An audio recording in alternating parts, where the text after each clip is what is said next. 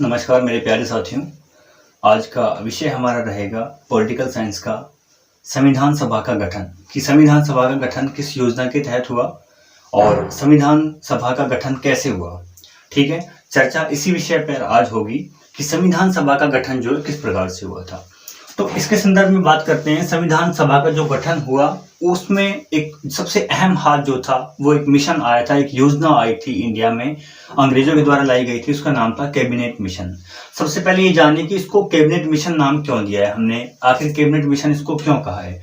Cabinet mission इसलिए नाम दिया, ये एक उद्देश्य था, एक मिशन था जो कि ब्रिटिश संसद के कुछ कैबिनेट के चुने हुए मिनिस्टर्स यहाँ आए थे, कैबिनेट के मंत्री यहाँ आए थे और वो इस योजना का प्रावधान लेकर के यहाँ आए थे। इस वजह से इसको नाम दिया गया कैबिनेट मिशन।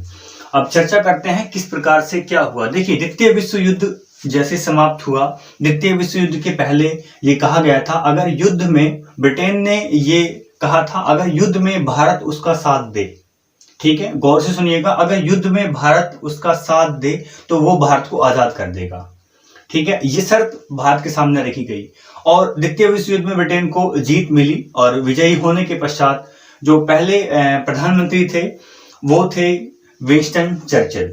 ठीक है, विंस्टन चर्चिल थे। अब इंग्लैंड में चुनाव हुआ 1945 के दौर में, इंग्लैंड में चुनाव हुआ।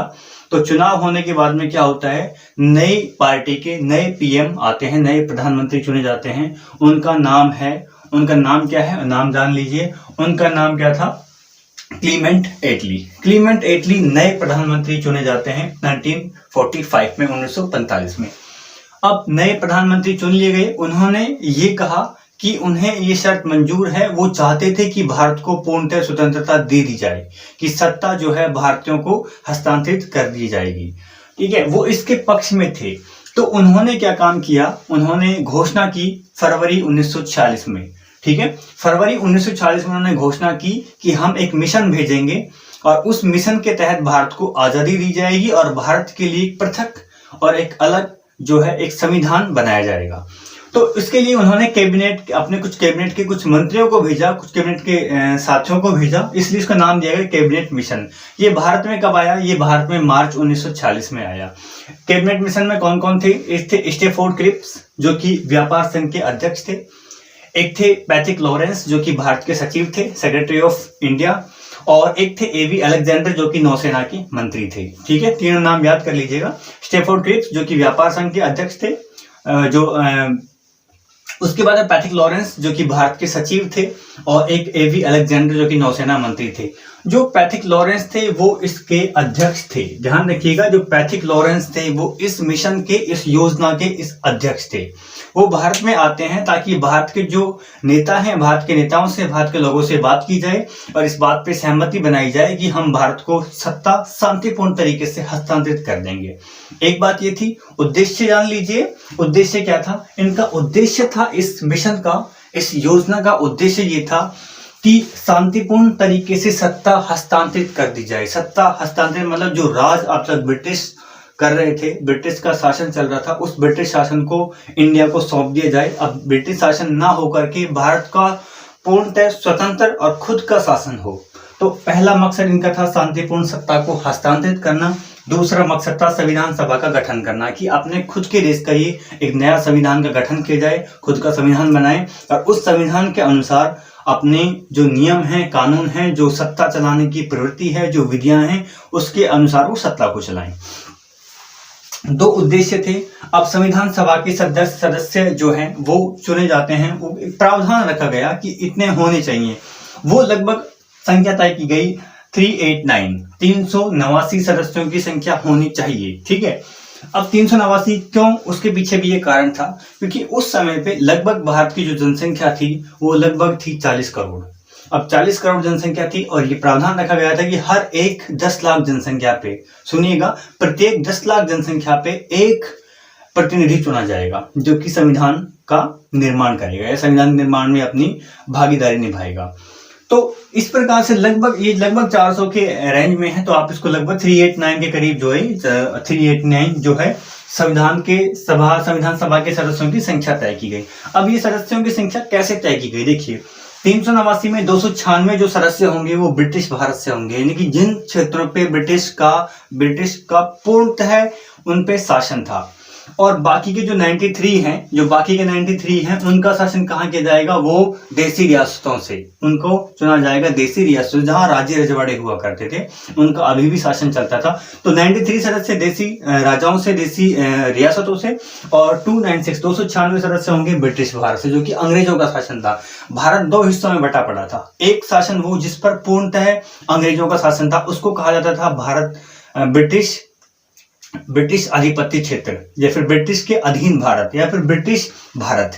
एक था जिन पे अभी भी उस समय पे राजा रजवाड़े हुआ करते थे, उस समय पे एक था देसी रियासतें जो कि राजा और महाराजाओं की थी 93। तो 93 सदस्य कहां से चुने जाएंगे, देसी रियासतों से, और 296 जो सदस्य वो चुने जाएंगे ब्रिटिश भारत से।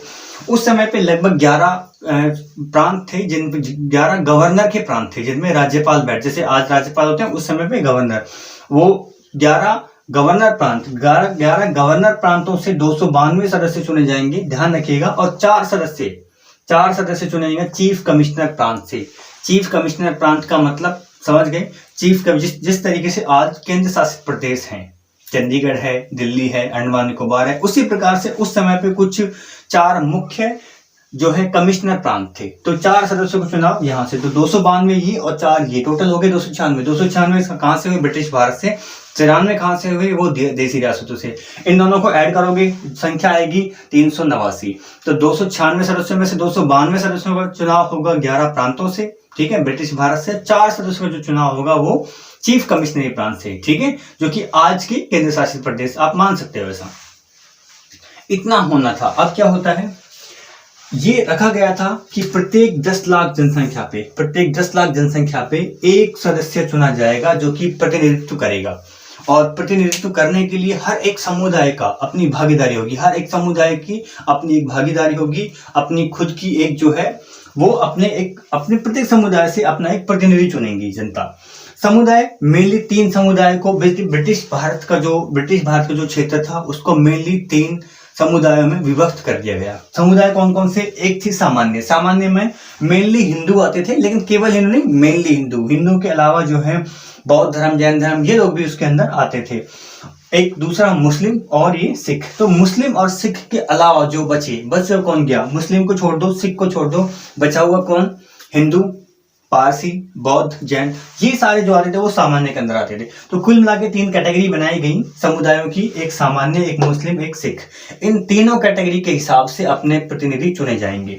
तो और जो ये चुनाव होगा वो होगा अप्रत्यक्ष मतदान प्रणाली से। अप्रत्यक्ष होगा, डायरेक्टली नहीं होगा, अप्रत्यक्ष होगा, ठीक है। तो आपने एक तरफ जहां देखा, आपने देसी रियासतों की बात की, ठीक है, आपने एक तरफ बात की देसी रियासतों की, और एक तरफ आपने बात की ब्रिटिश भारत की। ब्रिटिश भारत में हम चुन रहे हैं, हम चुनाव करवा रहे हैं, ठीक है, हालांकि अप्रत्यक्ष है चुनाव, लेकिन चुनाव तो हो रहा है। दूसरी तरफ देसी रियासतों में चुनाव की प्रक्रिया नहीं थी। वहां जो उनके राज्यों की या रजवाड़ों की जो रियासतों के प्रमुख हुआ करते थे वो अपने हिसाब से मनोनीत करते थे, जिसको वो चाहते थे उसको वो अपना प्रतिनिधि, जो जनता का प्रतिनिधि, वहां की जनसंख्या के अकॉर्डिंग वहां का प्रतिनिधि बना देते थे। तो यहाँ पर आप देख रहे हो कि यहाँ पर क्या हो रहा है, यहाँ पर केवल मनोनीत किए जा रहे हैं, और यहाँ पर क्या हो रहा है, यहाँ पर चुनाव हो रहा है। तो हम कहेंगे कि जो संविधान सभा बनी वो आंशिक रूप से तो एक चुनी हुई थी, निर्वाचित थी, और आंशिक रूप से मनोनीत थी, ठीक है, यानी कि उसमें सदस्य मनोनीत हुए भी थे और सदस्य उसके अंतर्गत जो है निर्वाचन प्रणाली से चुने गए भी थे। हालांकि चुनाव प्रणाली क्या थी, अप्रत्यक्ष थी। इंपॉर्टेंट क्वेश्चन है कि जो संविधान सभा के सदस्यों का चुनाव हुआ था वो अप्रत्यक्ष मतदान प्रणाली से हुआ था, ठीक है, और उसका भी एक खास नाम है एकल संक्रमणीय मत प्रणाली, उसको अभी बाद में डिस्कस कर लेंगे। तो इस प्रकार से 389 सदस्यों का चुनाव होना था। अब बात करते हैं हुआ क्या या कितनी सीटें भर पाई। संविधान सभा का आम चुनाव होता है जुलाई अगस्त 1946 में, 1946 में संविधान सभा का चुनाव होता है। तो 296 सीट जो कि ब्रिटिश भारत में, देखिए देसी रियासतों की हम बात नहीं कर रहे क्योंकि उसमें चुनाव नहीं हो रहा था, उसमें तो बस जो उसके प्रमुख हुआ करते थे वो चुनते थे अपने अकॉर्डिंग, देसी रियासतों में चुने जाते थे वो, मतलब कि उसमें नामांकन होता था और एक मनोनीत कर लिए जाते थे डायरेक्टली, जैसे कि राष्ट्रपति मनोनीत करता है कुछ सदस्यों को राज्यसभा में, लोकसभा में, इसी प्रकार से। तो इसमें जब चुनाव हुआ उसमें इंडियन नेशनल कांग्रेस, भारतीय राष्ट्रीय कांग्रेस को सर्वाधिक 208 सीटें मिली। 296 में से 208 सीटें किसको मिली? इंडियन नेशनल कांग्रेस को। और मुस्लिम लीग जो कि क्या डिमांड कर रही थी? मुस्लिम लीग ये डिमांड कर रही थी कि अगर ऐसा हुआ, अगर ये कैबिनेट मिशन आया, तो उन्होंने कैबिनेट मिशन के सामने ये प्रस्ताव रखा था कि अगर आज़ादी हमें मिलेगी और भारत का विभाजन नहीं होगा तो अभी जो ब्रिटिश भारत है वो हिंदू भारत में कन्वर्ट हो जाएगा। उनका ये मानना था कि जो भारत है वो कंप्लीटली हिंदुओं के अधीन आ जाए, क्योंकि हमारी जनसंख्या कम है, ठीक है, क्योंकि मुस्लिमों की जनसंख्या कम थी और जो चुनाव होना था वो आप जानते हो कि जनसंख्या के हिसाब से होना था, ठीक है। तो इस वजह से वो काफी तालमेल मैच नहीं खाया और प्रत्यक्ष देश की उन्होंने एक अलग से देश की सेपरेट कंट्री की उन्होंने डिमांड की वहां पर। तो इस प्रकार से 73 सीट मुस्लिम लीग को मिली और 15 सीट अदर्स को मिली, अन्य जो बचे हुए थे। तो इस प्रकार से टोटल 296 सीट जो है ब्रिटिश भारत के अंतर्गत ऐसे भरी। बाकी 93 सदस्य जो कि मनोनीत होने थे, किससे? देसी रियासतों से, वो सीटें भर नहीं पाई, क्योंकि वो उस समय पे जो राजे रजवाड़े थे, आप जानते हो कि उनका जो महत्व है संविधान बनने के बाद उनका महत्व एक कम होने की कगार पे था। इसलिए उन्होंने ये कहा कि भाई हम अपने आप को संविधान से अलग रखेंगे, हमारा संविधान से कोई लेना देना नहीं है। तो इस प्रकार उन्होंने अपने आप को संविधान से अलग रखने की कोशिश की।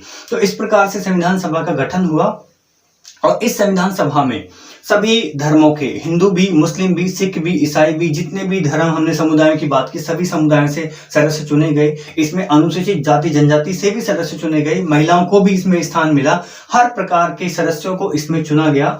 और बहुत ही महत्वपूर्ण जो लोग थे वो सभी उस समय के सभी को उसमें स्थान मिला। अगर हम अपवाद के रूप में महात्मा गांधी को छोड़ दें, क्योंकि महात्मा गांधी का संविधान सभा में कहीं पर कोई जो है इनका इन्वॉल्वमेंट उसमें नहीं था।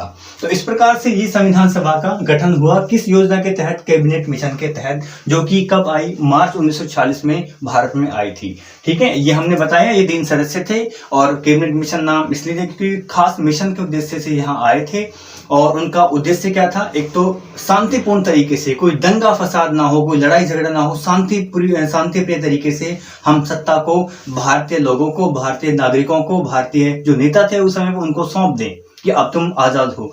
और दूसरा, संविधान सभा बन सकी, क्योंकि अभी तक राज किसका था? अंग्रेजों का, ताकि अब हम एक संपूर्ण प्रभुत्व संपन्न राष्ट्र के रूप में खुद का शासन चला सकें। तो इस प्रकार से संविधान सभा का जो है निर्माण हुआ। आई होप आपको ये लेक्चर समझ में आया होगा। अगर आपको कोई डाउट है तो आप कमेंट सेक्शन में कमेंट करके बता सकते हो कि कहाँ पे हमारी कमियां रही हैं, ताकि हम उन कमियों को आगे सुधारने का प्रयास कर सकें। धन्यवाद, बहुत बहुत धन्यवाद।